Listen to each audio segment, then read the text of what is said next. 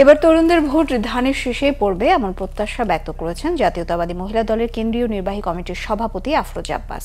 রাজধানীর খিলগাঁওয়ে অয়ন সামাজিক ও সাংস্কৃতিক পরিষদ আয়োজিত জুলাই অভ্যুত্থানের বর্ষপূর্তি উপলক্ষে এক অনুষ্ঠানে এমন প্রত্যাশা ব্যক্ত করেন তিনি। অন্তর্বর্তীকালীন সরকার ফেব্রুয়ারিতে ভোটের সুনির্দিষ্ট দিনক্ষণ না দিলেও ফেব্রুয়ারি মাসের মধ্যে ভোট হবে এমন প্রত্যাশা ব্যক্ত করেন আফরোজা আব্বাস।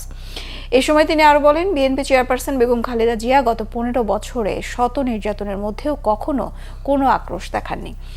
ওই দীর্ঘ সময়ে দলের নেতাকর্মীদের উপর নির্যাতন, জেল জুলুমের কথাও তুলে ধরেন মহিলা দলের সভাপতি আফরোজা আব্বাস। সরাসরি ভোটের মাধ্যমে জাতীয়তাবাদী দলের সরকারি গঠন হবে ইনশাআল্লাহ, এবং তারেক রহমানের নেতৃত্বে আগামী সরকার রাষ্ট্র পরিচালনায় আসবে আমার বিশ্বাস।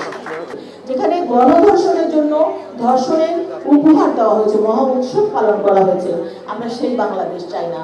আমরা চাই এমন একটি বাংলাদেশ যেখানে নারীরা নিরাপদে থাকবে, প্রত্যেকটা মা নিরাপদে থাকবে, তার সন্তানরা ঘরে ফিরে আসবে, যেখানে গুম হবে না, খুন হবে না,